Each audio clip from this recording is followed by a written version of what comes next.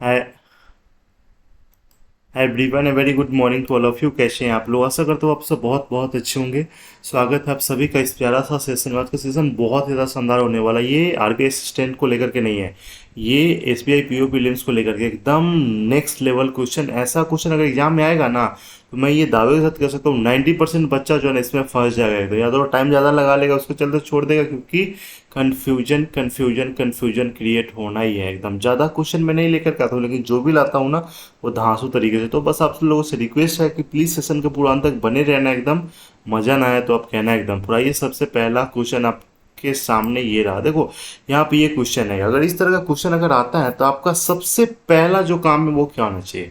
देखो ऊपर का जो इन्फॉर्मेशन जो दिया हुआ है ना, उसको आप अच्छे से एक बार पहले पढ़ोगे। जिसे क्या कहा जा रहा है यहाँ पे, 10 वर्कर है, ठीक है। एक मिनट में पेन सेलेक्ट कर लेता हूँ। ठीक है, 10 वर्कर है जो कि घर जा रहा है अलग अलग डेट पे, मतलब या तो 12 को या फिर 21 को। अलग अलग मंथ, मार्च, अप्रैल, जुलाई, अगस्त, सितंबर। ठीक है, 5 महीना दिया हुआ है, 2 डेट दिया हुआ है। लेकिन आइए, इस तरह का जो क्वेश्चन होता है ना, अक्सर एग्जाम में पूछा गया है। सबसे पहला काम आपका क्या होने वाला है? सबसे पहला जो काम होने वाला, आप फॉर्मेट बनाओगे फटाफट एकदम। तो आप मंथ का नाम लिखोगे। यहाँ पे क्या लिखना है आपको? मार्च हो गया, मार्च के बाद है अप्रैल, हो गया अप्रैल के बाद है जुलाई, हो गया जुलाई के बाद है अगस्त, हो गया अगस्त के बाद क्या है? सितंबर। ठीक है, 2 डेट है यहाँ पे, या तो 12 है या फिर 21 है। या तो 12 है या फिर 21 है, या तो 12 है या फिर 21 है, या तो 12 है या फिर 21 है, या तो 12 है या फिर 21 है। ठीक है, और दो पॉसिबिलिटी लेकर के हमेशा चलते। तो यहाँ पे लाइन जो है ना, फटाफट एकदम आपको खींच लेना है। ठीक है, ड्रॉ कर लेना है, ताकि जल्दी जल्दी एकदम, ये जितना जल्दी आप कर लोगे ना उतना जल्दी आपका काम बन जाएगा। ये बात। और साथ में ये भी एक चीज और लिख लेना है कि ये 31 दिन का होता है। और ये पता कैसे चलेगा? तो जो उठा हुआ रहता है ना, ठीक है, वो 31 है। जो अंदर धंसा हुआ रहता है ना, वो 30 दिन का होता है। तो जनवरी, फरवरी, मार्च, अप्रैल। ठीक है, तो अप्रैल कितना दिन का होता है? 30 दिन का। ठीक है, मेंशन कर ही लेना, क्योंकि कंफ्यूजन होता है। जुलाई 31 होता है, अगस्त भी 31 होता है, सितंबर होता है 30 दिन। ये काम करने के बाद अब आप आगे का इंफॉर्मेशन पढ़ो कि आगे क्या कहा जा रहा है, नहीं कहा जा रहा है। ठीक है, देखो 4 पर्सन जाता है वी और जी के बीच में। जी हु गोज आफ्टर वी। जी जो है ना, वी के बाद जाता है। ठीक है, जी हु गोज आफ्टर वी। ठीक है, जी जो है वी के बाद जाता है। मतलब मैं आपको मोटा मोटी अगर इंफॉर्मेशन दे दूं ना, तो जैसे जी जो है ना वी के बाद जाता है, तो जी अगर यहाँ पे है तो 1 2 3 4, ये 1 2 3 4 ऐसे करके। ठीक है, और एक बात और क्या बोला गया ना, ठीक है ना, एक इस तरह से। ठीक है, और आगे क्या बोला है कि Z goes on the one of the month before V. Z जो है ना वी से पहले है। ठीक है, और वी एंड गो, जेड जो है ना सेम डेट पे जाता है। इससे क्या पता चलता है? देखो एक तो ये, इससे जेड जो है ना वी से पहले जाता है। और तो ऐसा नहीं कि आप यहाँ पे डायरेक्ट सीधा ठीक इसके पहले कर देना, सेम डेट पे भी है। इसका मतलब है, देखो अगर हम जी को अगर हम यहाँ पे लिख रहे हैं, ठीक है, तो 1 2 3 4 वी यहाँ पे हो जाएगा। ठीक है, अच्छा वी यहाँ पे हो गया, है ना। वी अगर यहाँ पे हो गया तो जेड जो है ना इसके ठीक पहले जाता है। वही ना बात बोला गया कि जेड जो है ना goes on one of one of the month before V. अगर ये यहाँ पे है ना, वी अगर यहाँ पे है तो देखो, और सेम डेट पे भी है, तो ये 12, तो जेड को यहाँ पे हो जाएगा। ठीक है, अगर हम जी को अगर हम यहाँ पे कर रहे हैं तो 1 2 3 4 वी यहाँ पे आ जाएगा। ठीक है, और वी जैसे यहाँ पे आ जाएगा 21 तारीख को, तो जेड भी कहाँ पे आ जाएगा? 21 तारीख को आ जाएगा, है ना। चलो ये क्लियर, इतना हो गया ना, वी और जेड वाला हो गया। वी और Z go on the same date हो गया। 2 person goes between W and Z.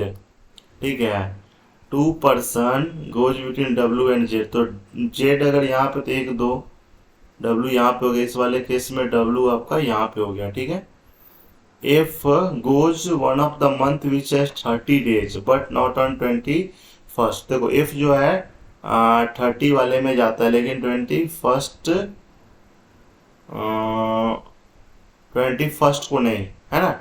F जो है मतलब 30 दिन वाले महीने में जाता है, लेकिन 21 को नहीं। तो देखो एफ का एक पॉसिबिलिटी यहाँ पे बनता था, तो यहाँ पे तो 21 हो जा रहा है, इसलिए एफ को हम कहाँ रखेंगे, एफ को यहाँ पे कर देंगे। इस वाले केस में एफ यहाँ पर तो 21 को हो जाएगा, इसलिए हम एफ को यहाँ पे कर दिए। हो गया। चलो आगे क्या कहा जा रहा है, ये हो गया ना। Y goes immediately after Z. देखो वाई जो है ना जेड के ठीक बाद है। लो यहाँ पे तो ये है, होगा ही नहीं, क्योंकि ये तो जगह ऑलरेडी आपका भरा पड़ा है। हो गया कटर पटर एकदम। आगे क्या कहा जा रहा है कि 4 person goes between B L L. B और एल के बीच में 4 लोग जाता है, ठीक है। बी और एल के बीच में 4 लोग जाता है, और एल गोज बिफोर ई। एल जो है ना ई के पहले जाता है एंड आफ्टर आर। मतलब ये वाला आपका फॉर्मेट होना चाहिए, ठीक है। ये वाला अगर फॉर्मेट अगर आप करते हैं तब कैसे होगा बताओ। अच्छा 4 जगह के लिए तो एक ही, 1 2 3 4 यही जगह है ना। तो अगर हम देखो ये तो फिक्स है कि बी और एल होगा ना, या तो यहाँ पे बी होगा तो यहाँ पे एल होगा, यहाँ पे एल होगा तो यहाँ पे बी हो जाएगा, ठीक है। तो जैसे ही एल हो यहाँ पे ई हो जाएगा, फिक्स है, ठीक है। अच्छा बी एल जैसे यहाँ पे हो जाएगा तो आर यहाँ पे हो जाएगा, आर यहाँ पे। अच्छा बी एल को लेकर कुछ है क्या, बी और एल को लेकर कुछ नहीं है ना, कि सीधा इसके बीच में 4 है, और एल जो है ना ई के पहले है। अच्छा एक बात बताओ, एल को अगर हम यहाँ भी रखते हैं तो ई के पहले है और आर के बाद है, एल को यहाँ पे भी रखते हैं तो ई के पहले आर के बाद है। इसका मतलब है कि बी और एल में ना कोई फिक्स नहीं है कि बी कहाँ पे होगा, एल कहाँ पे होगा। ये हो गया बन के आपका रेडी, ठीक है। अगर आपका सबसे पहला काम ये करना कि आपका इसमें कितना टाइम वगैरह लग रहा है, नहीं लग रहा है, आप ज़रूर कमेंट करके बताना, क्योंकि सेम इसी लेवल का थोड़ा सा ज़्यादा कन्फ्यूजन क्रिएट होता है एस बी आई पी ओ प्रीलिम्स में क्वेश्चन आता है ना। चलिए नेक्स्ट क्वेश्चन आपको ना रैंकिंग एंड ऑर्डर का दिखाते हैं, ठीक है। रैंकिंग और ऑर्डर जो ऐसा है टॉपिक है ना, जिससे 3 नंबर का क्वेश्चन एग्जाम में पूछता है, और ये सब आपसे बनना ही चाहिए एकदम, ठीक है। ये सब आप स्किप नहीं कर सकते। यहाँ पे कहा क्या जा रहा है ना, ये देखो कि 6 स्टूडेंट है क्लास में, अलग अलग सबका वेट है, ठीक है। And the weight of difference N and C जो है वो 20 kg है। और द वेट ऑफ, कैसे कहाँ से शुरू करेंगे, the weight of O is not odd number, ठीक है। और क्या है भाई, X is lighter than Z. अच्छा कहीं पे अभी हम यहाँ पे रफ फिगर कर रहे हैं कि एक्स इज जो है ना, X is lighter than Z but heavier than O, ठीक है। एक तो ये हो गया। दूसरा काम क्या, C is heavier than N, C is heavier than N and lighter than A, ठीक है, ये हो गया। The weight of C is 13 kg more than X, अभी कितना एक्स का पता ही नहीं है। The weight of second lightest is 61। चलो एक काम करते हैं, and only 3 person are lighter than Z. चलो 6 है ना, तो एक काम करते हैं, 2 3 4 5 6, ठीक है। 2 पॉसिबिलिटी ले ले क्या, चलो इसमें भी ये लेते क्या कि ये फंसाएगा कुछ ना कुछ। Only 3 person are lighter than Z, मतलब 1 2 3। इसका मतलब है कि जेड यहाँ पे हो जाएगा, इस वाले में भी जेड यहाँ पे हो गया, ठीक है। और जो सेकेंड लाइटेस्ट है ना, फर्स्ट लाइटेस्ट सेकेंड जो है वो 61 है, मतलब ये भी आपका हो गया 61 हो गया, ठीक है। चलो